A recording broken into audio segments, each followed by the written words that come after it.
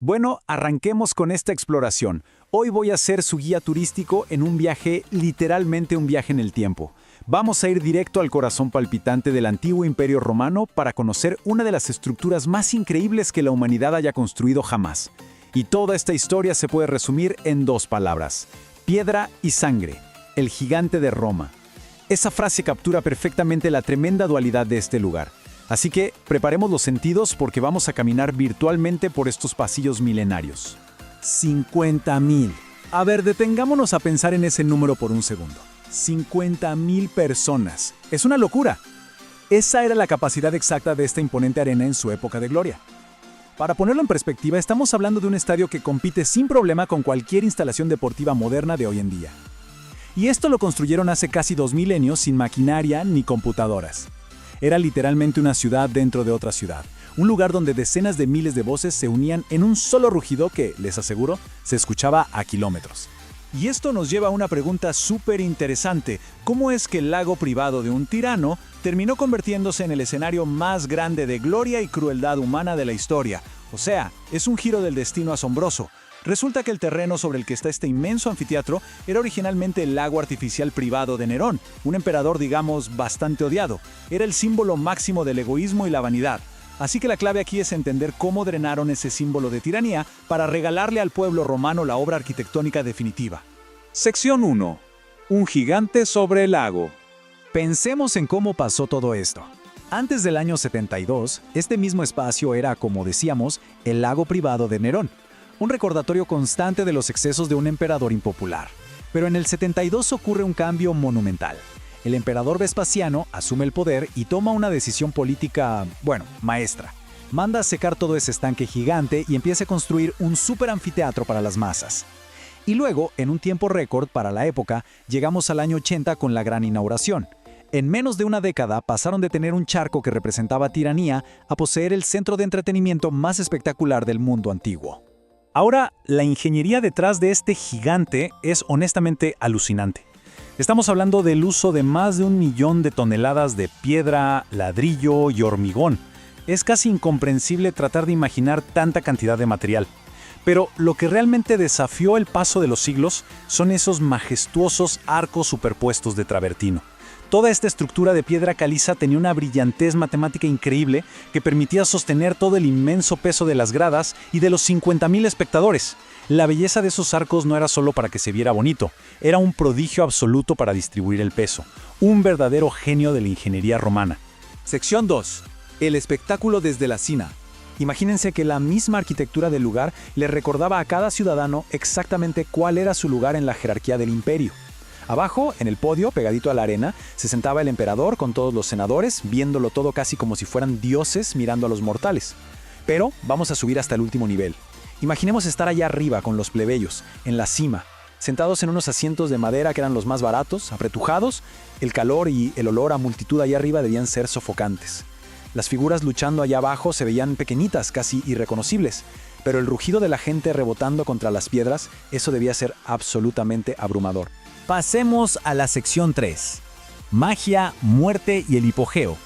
Para entender de verdad este edificio, pongámonos por un momento el sombrero de historiador y miremos hacia las sombras, justo debajo de la arena, hacia el hipogeo. Era esta inmensa red oculta de túneles y montacargas, básicamente el verdadero motor de la muerte. Mientras allá arriba el público gritaba maravillado, abajo había cientos de esclavos trabajando en la oscuridad total, con un calor asfixiante, operando poleas pesadísimas y un sistema de trampillas súper complejo. Logísticamente era una hazaña inigualable.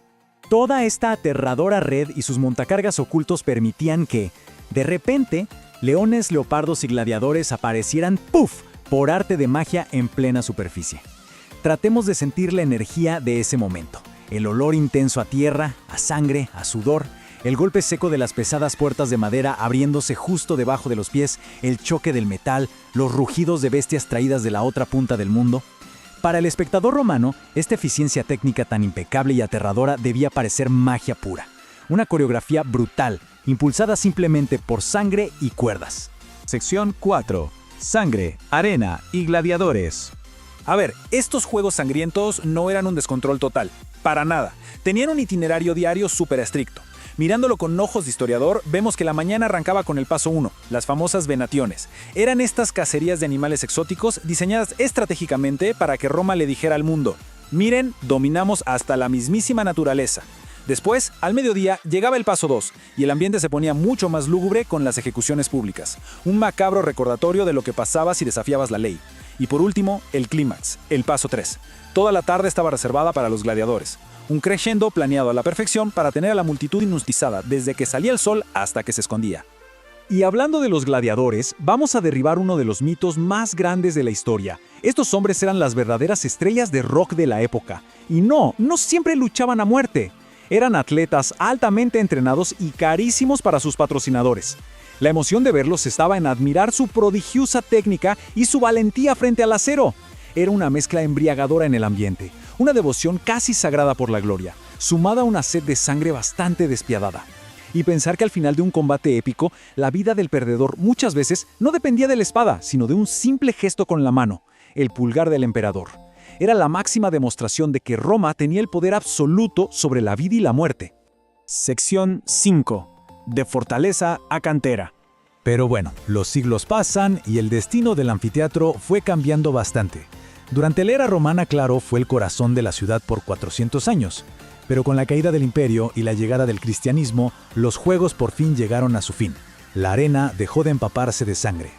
Esto nos lleva a la Edad Media, un momento fascinante donde la estructura cambió por completo de propósito.